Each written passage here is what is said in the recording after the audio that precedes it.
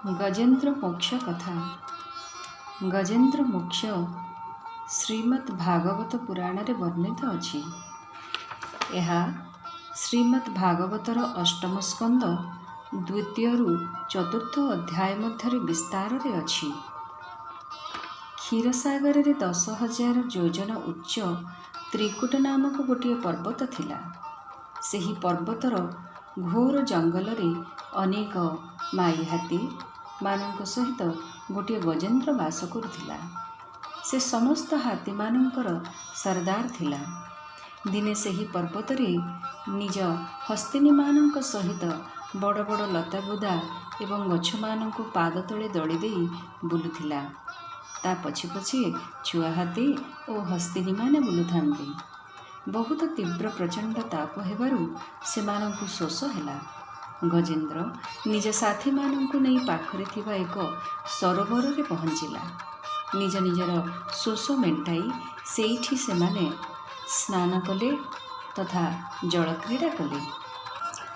सेही समय रे गोटे बलवान कुंभीर आसी गजेन्द्रर गोड़कू निज मोहरे जाबुड़ी धरी पानी भीतर को टाणिबाकू लागिला। गजेन्द्र निज समस्त बल प्रयोग करी मगर मोहरु बंचिबाकू चेष्टा कला, मात्र से असफल हेला। गजेन्द्रंक साथिरे आसीथिबा समस्त हाथी हस्तिनी मध्य ताकू बंचाइबा पई चेष्टा कले, मात्र सेमाने मध्य विफल हेले। जेतेबेले गजेन्द्र निजकू मृत्यु निकटरे देखिले ओ अन्य कौनसी उपाय शेष रहिला नाही, सेतेबेले से प्रभुंक शरण नेले ओ आर्तनादरे प्रभुंकु स्तुति करिबाकू लागिला।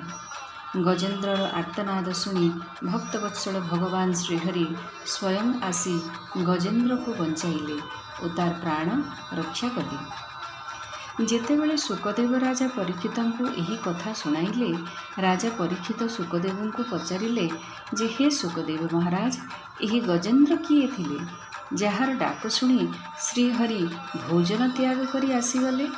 सुकदेव कहिले, हे परीक्षित, पूर्व जन्म रे एही गजेन्द्रर नाम इंद्रद्युम्न थिला। से द्राविड़ देशर पांडवंशी राजा थिला। से भगवानंकर बहुत बड़ सेवक मध्य थिला। से निज राजपाट छाड़ी मलय पर्वत रे रही जटा धारण करी तपस्वी बेशरी भगवानंकर आराधना करुथिला। दिने अगस्त्य मुनि तांक शिष्य मानक सहित सेही बाट देई गले। अगस्त्य मुनि राजा इंद्रद्युम्न को एकाग्र चित्त होई उपासना करुथिबार देखिले। मुनि देखिले जे एही राजा निज प्रजा पालन और गृहस्वचित अतिथि सेवा आदि धर्म को छाड़ी तपस्वी होई रहुछि।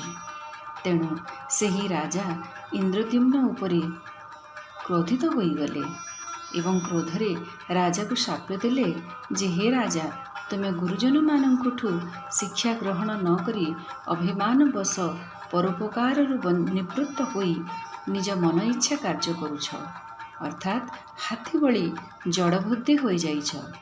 तेणु तुमे सेही अज्ञानमयी हाथीर जोनि प्राप्त हेउ।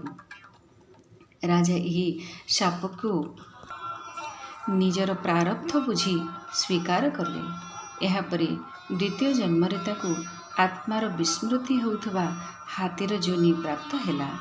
किंतु भगवानंक आराधनार प्रभाव रे से हाथी होई सुद्धा ताकू भगवानर स्मृति होइथिला।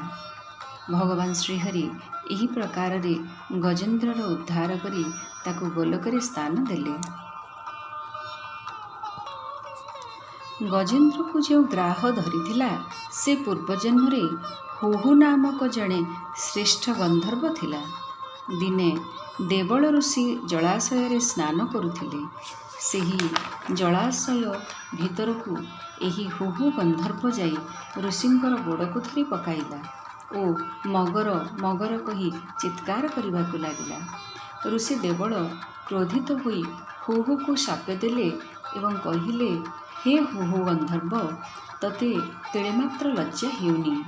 तते जेउ संत महात्मांकर आदर करिबा कथा तू तांकर सहित थट्टा उपहास करुछु। मगर भली आसी मोर गोड़ धरुछु। रे दुष्ट, जदि तते मगर हेबार एतिकी इच्छा अछि तेबे आजिठु तू मगर जोनि प्राप्त हो। शाप्य मिलिबा क्षणी गंधर्व ऋषि को क्षमा याचना कला। तेबे ऋषि कहिले, तू मगर जोनिरे निश्चय जन्म नेबु, किंतु तोर उद्धार स्वयं नारायण श्रीहरि करिबे।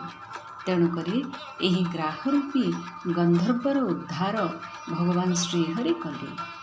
ओम श्री नारायण हरि।